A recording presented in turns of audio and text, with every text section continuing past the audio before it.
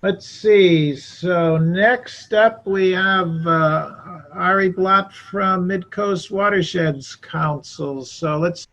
But maybe while that's going, I'll just say that I'm the Restoration Program Assistant with Mid-Coast Watersheds Council. So once we get this slideshow shared with you guys, I'll just be kind of giving a review of our organization. Yeah, there. Looks You good. can all see that? Yep. All right, so I'll start this up. Okay, so given that we're all kind of isolated right now, I thought this overview would be nice to do with this lens of opening connections. So I'm starting off with a little food web diagram. Mid-Coast Watersheds Council does a lot of salmon habitat restoration project, and you can see there's good reason why they're connected to a lot of other species up and down the food web, and you can imagine just adding a human into this picture. And there's a lot of cultural and economic reasons too that Katie kind of also spoke to as well. More specifically, this is our mission statement. As a nonprofit, we're governed by a volunteer board of directors. You all got to meet Mike earlier on, and there's a lot of other folks involved that dedicate a lot of time representing diverse stakeholder groups too, to make decisions through consensus. And then in addition to that board, we have myself and our council coordinator, Evan Hayduck, as our full-time staff. And then we also do a lot of contract work out to get some help, doing watershed assessments and designing and implementing our restoration projects.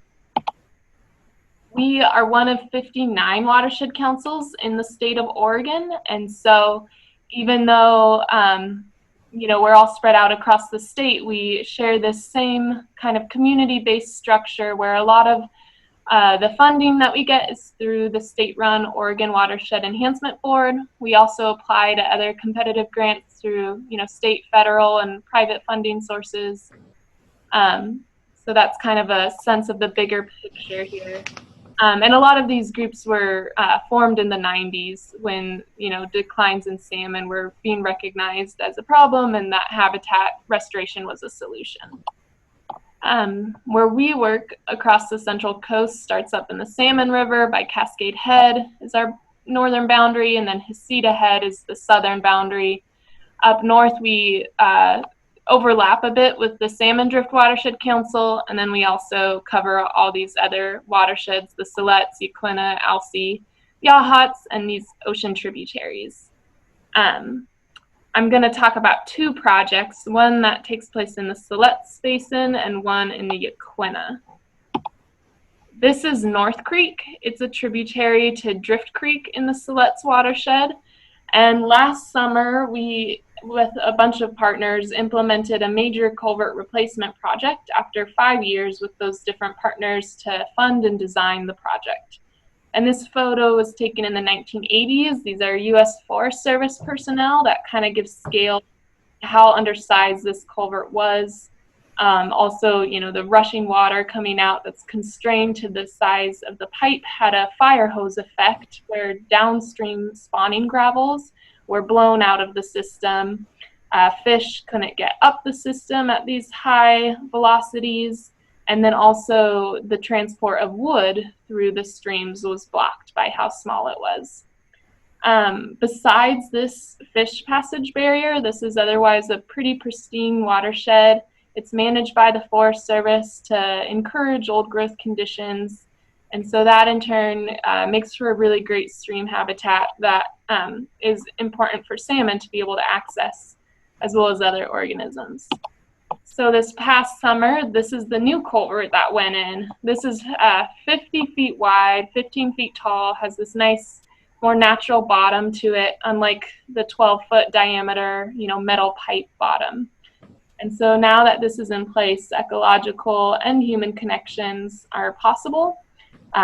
Chinook, coho, steelhead, trout, lamprey, are all able to get up and down the stream now with this open, as well as those watershed processes of wood and spawning gravels moving naturally.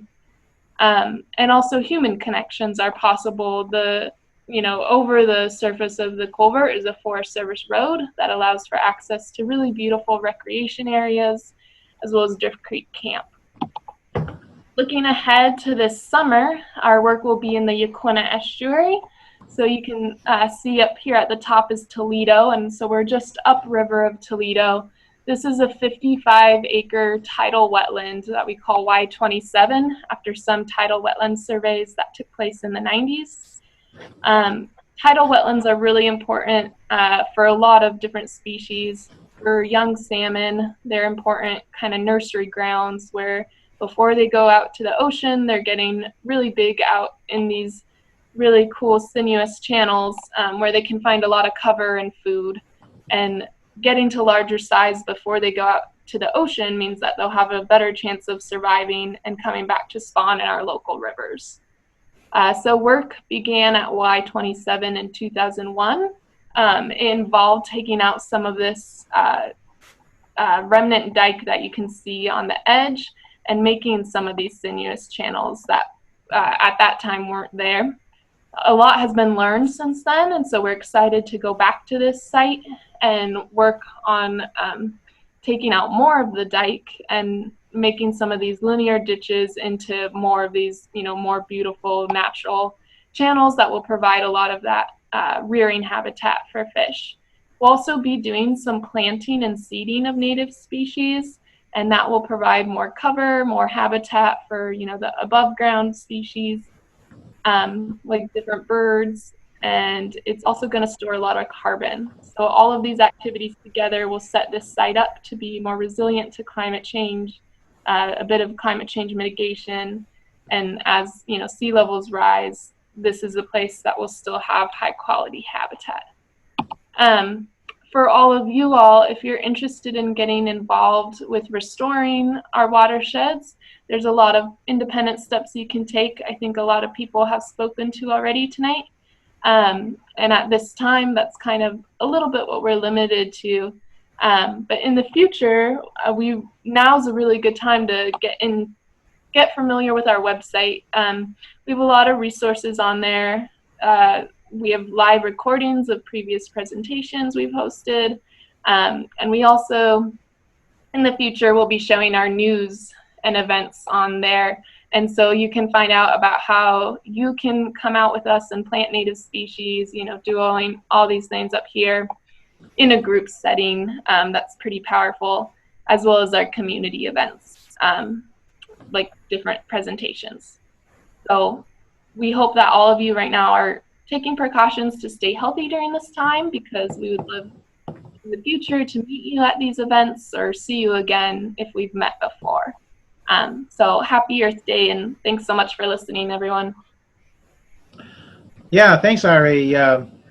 What the Mid-Coast Watersheds Council was doing, I always forget to add the S into watersheds.